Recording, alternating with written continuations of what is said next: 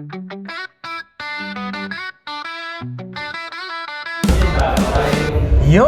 Isang produktibong araw sa ating lahat mga kabisyo sa pagnenegosyo. Ako, napaka-special ng ating video ngayon dahil meron tayong i-interviewin na isang kabataan na kung saan ay nagnenegosyo na. Oh, take note ha, ito ay senior high school pa lang at kumikita na at meron ng kabuhayan. Kaya nakaka-excite anong matututunan natin at ano pang mga pasabog ang meron sa kanya. Bakit siya nakakapagnegosyo habang nasa murang edad pa. Welcome natin si Kabisyo Joella Marie Celiado or kilala sa Mai. Hi, ayan. Hi, good afternoon sa lahat. Yan, kita. Parang, hi! Parang bite-bite na. Sige nga, Mai. Ikaw ay nagnenegosyo, tama? Yes. At habang nag-aaral ka. Yes. Nag-aaral ka, anong pinag-aralan mo na ngayon? Anong year o grade? O? Grade 12. Grade 12! Wow, grade 12! Tapos nagsimula ka ng negosyo, kailan? Mga Grade last 8. year. Grade 8 pa lang. Grade 8. Wow, anong mga tinitinda-tinda mo yan? Anong negosyo? Nag-umpisa po kami sa pagbebenta ng tarts. Mga Tarts? mango tarts, ube tarts. Pero ngayon hindi na po masyado, medyo hindi na po namin ginagawa yun. Ang kadalasan namin ngayon is mga cakes, Cakes? pasta, mac and Pastry. cheese, Wow, carbonara. pasta, mac and cheese. Yes. Nakikita nila ngayon no, sa screen natin yung ginagawa mo mac and cheese. No? Yes, mac Naku, and cheese. so ibig sabihin, tuloy-tuloy yan simula grade 8 at hanggang ngayon nagnenegosyo ka. Yes po. Hindi nawawalan ng customer, tuloy-tuloy, dire-diretso. O paano hindi nawawalan? Kasi kadalasan yung mga kabataan nag-uumpisa lang, hindi, parang ningas kugon lang. Pero ikaw tuloy-tuloy, anong nangyari? Anong meron?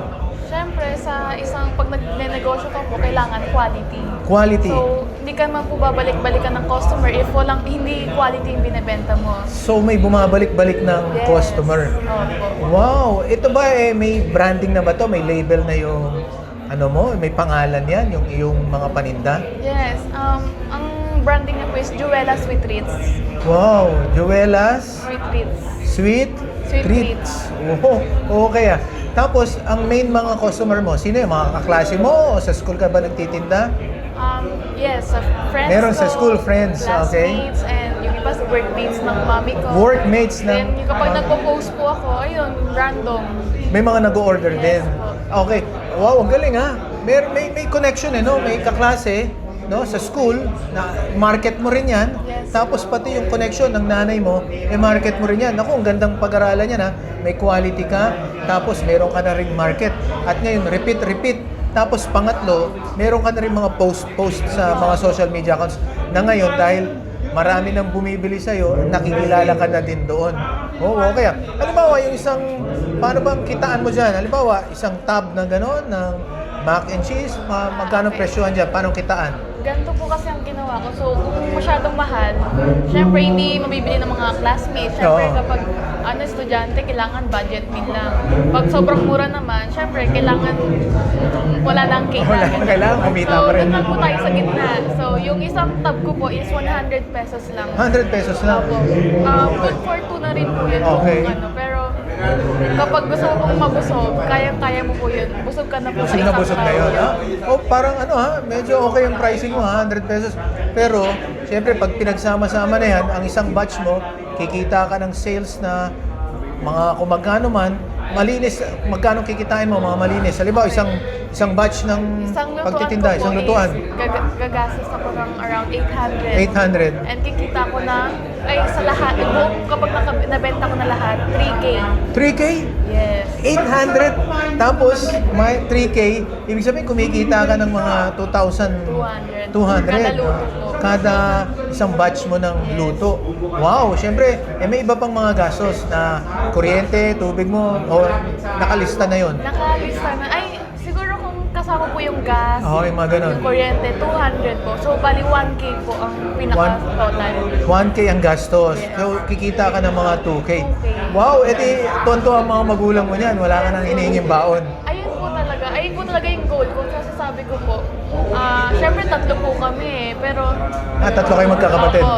So, si mami naman, binibigyan niya po kami. Pero kasi ako, syempre, asa magastos na estudyante, sabi ko, ay, gusto ko, may sarili akong pera. Gusto ko sarili ko, yung binibili ko. Kasi nakaka-proud po talaga pag sariling pera mo po yung pinamibili mo guide. Ang phone ko, ako po bumili ng sarili kong phone. Wow, okay ha? Tapos, sarap lang po sa feeling pag nabibili po yung gusto mo ng Pinaghirapan mo, sariling mo. sikap. Okay, no? Pero alam nyo, mga kabisyo, kakaiba ha? Ito ay kabataan pa, teenager. Ang hilig pag ninegosyo, no? Hindi ka nahilig sa mga computer, mga computer games? As of now, ang hilig ko po maglaro ng ML, yan, mag-TikTok. So, naglalaro pa rin, no? Naglalaro.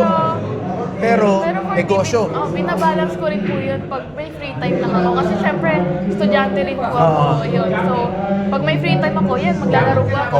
Kasi yan ang malaking kakaiba ngayon no? Lalo na sa mga Gen Z. Ay ito, Gen Z ka, di ba? Gen Z, no? Parang bihira akong makakita Gen Z na involved na sa negosyo. So medyo maganda yun na nalampasan ni Mai yung ganong stage. At ngayon, mas nakita niya importansya ng pagnenegosyo.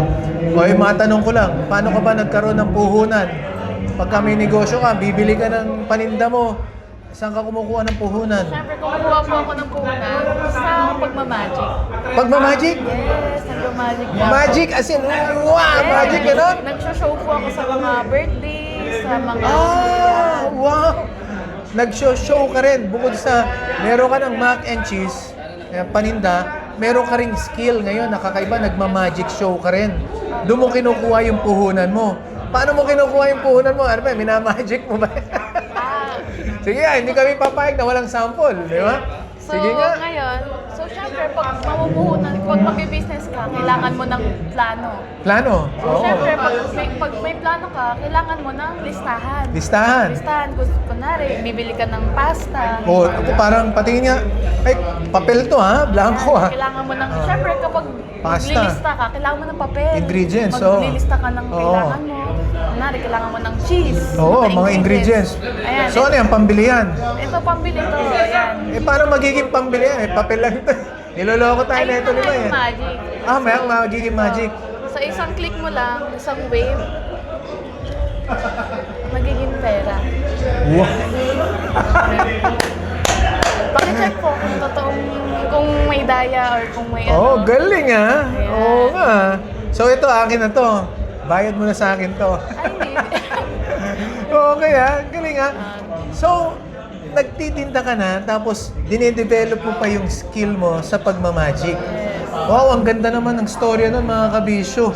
No? So, meron ka rin may mga shows ka na, na-invite ka rin dyan. Nangyayari niya, mag-show ka na, tapos ikaw rin magtitinda ng mac and cheese dun sa... Hindi. Ito nga po yung catch. Kapag may show po kami, kunwari may nag-i-invite, may nag-i-inquire. Oo. So, syempre nag-evento po ako ng cake. So, isasama po namin. So, parang pwedeng isama sa Ang galing nun. Nako, ang ganda ng lesson dun. Natutunan natin, no?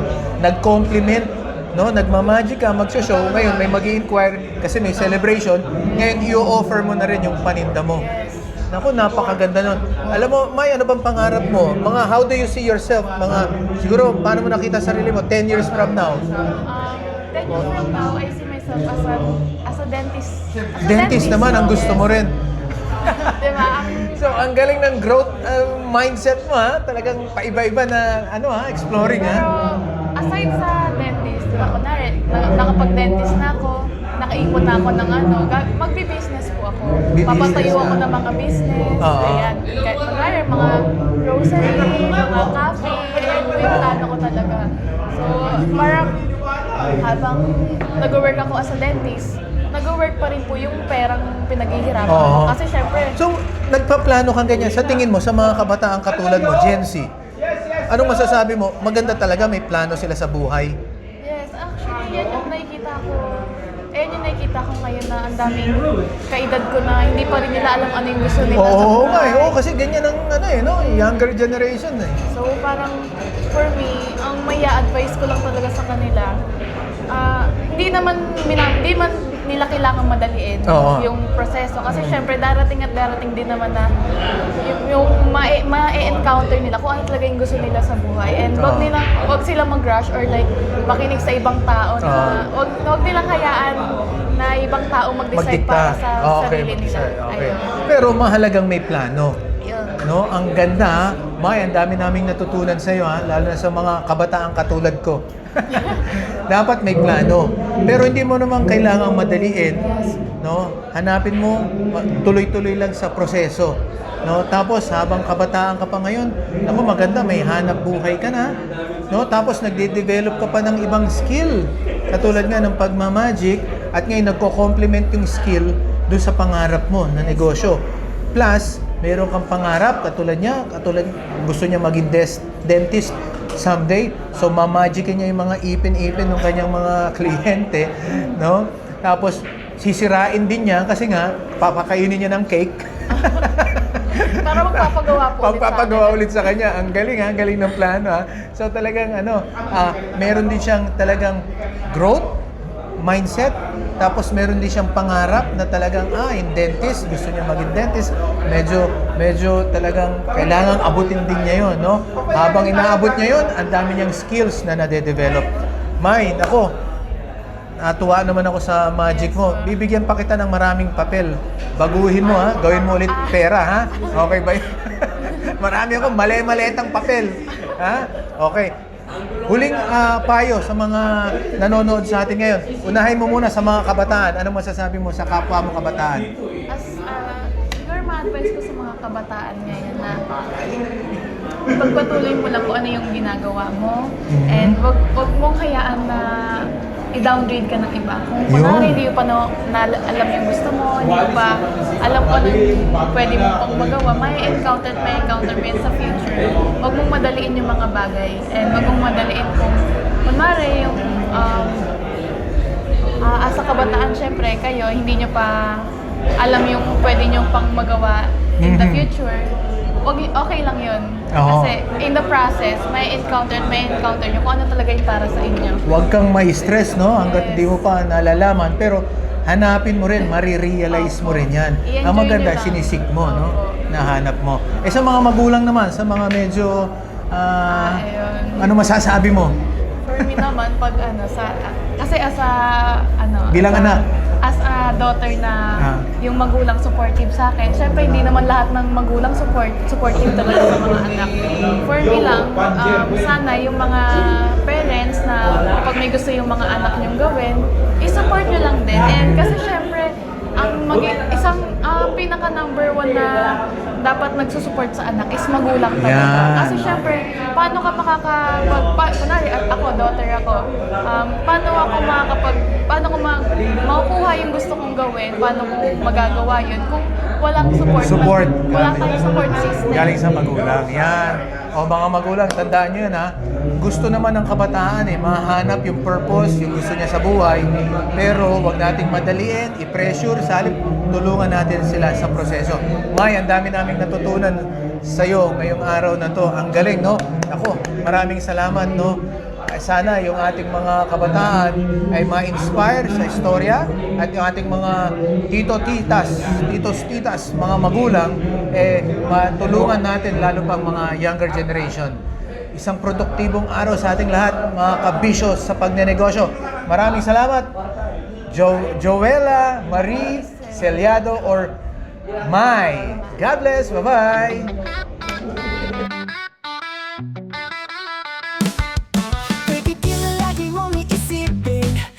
Maging negosyo alamin, pilitin ka lahat ay kayang gawin. Kahit sino pwedeng matuturin. Sa seminar pumasok tayong lahat, kaalaman, pagyamanin ng sapat. Teknikong bago lahat matutunan.